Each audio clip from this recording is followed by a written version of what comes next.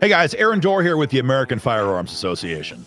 Growing up in Northwest Iowa in the 80s, Minneapolis was always a wonderful place to go and visit as a kid. Catch a Twins game, go out for the weekend. It was a great time. We look forward to it immensely. Minneapolis was, at that time, a very safe place to go.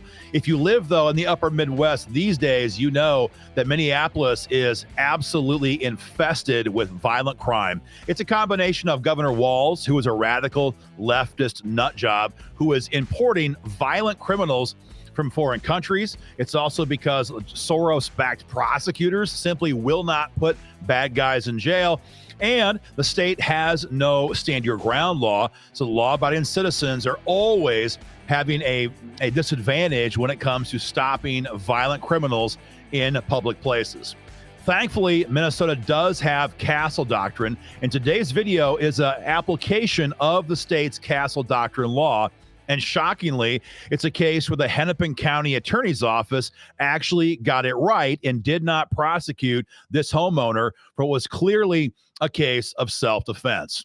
We're going to break down this video, show you guys what happened. We're going to give you our feedback on it. But as always, we want you guys to give your thoughts in the comments section.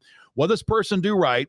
What did the person do wrong? What would you do if you were in that position? And do you agree with our commentary on this situation? I'm going to play through it first at full time or full speed. Then we're going to stop and play it a little bit slower and break down some of these details. As always, guys, we're not lawyers here at AFA. We fight for your gun rights in Congress and in state capitals. This is my take on what I would do if I was in this situation. Let's hit play. So the bad guy is immediately at the back gate outside their property line, and it's excellent to have this on video. Having him come across the gate, the fence, as he does right here, clearly shows he knew he did not belong on this property. He walks up the backyard, the outdoor light comes on, didn't even pause. He goes to the back door, he jiggles the handle, can't get in, goes off to the side, looking at windows, other ways to access the house, and then he goes back into the garage. At this point, the homeowner opens the door and begins to fire warning shots at the suspect. They're screaming and shouting. Frankly, we can't play the audio. It would not be allowed on YouTube. The suspect then comes out of the garage, comes back at the homeowner. At this point, her son is also with her at the doorway, and he fires a rifle shot right here that ends this attack. The video cuts off right here. And so there's nothing else to show you guys. That's a quick snapshot of what happened. Now we're going to back it up and we're going to play it again at half speed to show you guys some more details that we simply can't go over fast enough when the video was first playing. So here we go. Again, having the video is everything when it comes to surviving the court action afterwards. We see here the guy was outside the fence. He dang well knew this was not his property. He scales the fence and goes onto their property. You can see him jump over the fence right here. He knew dang good and well he was not in his own yard. He goes right up to the back door. The fact that the security light did not make him stop makes me think the guy was perhaps intoxicated. Maybe he was high on narcotics, maybe some combination thereof. He didn't even pause. He then goes right to the back door, and he's shaking the handle. Now, the homeowner told the police she heard the noise of the door handle being jiggled. At that point, she got her handgun. She contacted her son, who lives in the home with her. He's 26, and they both came to the back door. Now, the suspect here takes off and goes into the garage for some reason. And at that point, the homeowner opens the sliding door and begins to scream and shout at this individual. You can see here, right there, she just fired her first warning shot. So I'm going to pause right here to discuss some of these details. And again, when we critique one of these situations, we're not trying to armchair quarterback this, or rather we are, and we know that we have the luxury of doing this in an office, not under a lethal threat. And it's a lot easier for us to know what to do here, not under the pressure of a home invasion. So we're not trying to be negative towards these people. Rather, it's what could we do better if we were in this position? And the first thing clearly is never leaving the security of your home. By opening up that sliding door and engaging with this suspect verbally, you have lost an element of the security you had inside of your home, both practically and legally. The minute you leave your home, you lose some of your legal protection if the situation results in a shooting. So that's number one. Number two, her first warning shot has just been fired. Let's keep watching. Here goes a second warning shot. She's now, here goes again right here. That's two warning shots that she has fired. As everybody probably knows, we are legally liable for every shot that leaves our firearm. That especially includes warning shots. And so while I understand why she did this, to scare this suspect in fear for her safety, legally, we want to avoid warning shots and never use those. Despite the warning shot, though, this guy was not slowed down at all. He emerges out of the garage and begins to talk with them. Now, we can't play the audio because the language is too intense, and YouTube would pull the video off of our page. So we can't let you listen to it, but suffice it to say, she is screaming at him and telling him to get off of her property. Again, while she's doing this, she's reached out to her son. He is coming to the sliding door with her. We never see him on the video, but he has a rifle in his hands. So now at this point, the suspect has heard the shots, heard the woman say leave. He does the opposite. He begins to re-engage. More warning shots are fired here. There's one more warning shot. You might not see it on the clip right here. There it is right there.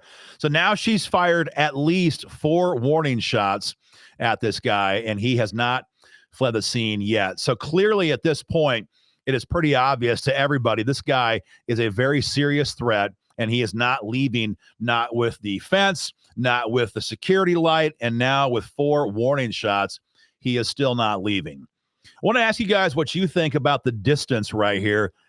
It's kind of hard to estimate. I'm going to say it's 20 feet. If you guys disagree, let me know. I'm going to say it's about 20 feet. If you haven't ever researched the Tueller drill, make sure and look that up. This is established legal doctrine. The Tueller drill showed that a suspect 21 feet away from you or closer could draw a knife or use personal weapons like his fists before a normal gun owner could draw and fire their handgun. Now, this is a different situation because this gun owner already has her gun aimed at the suspect. Her son, presumably next to her with the rifle, has done the same thing.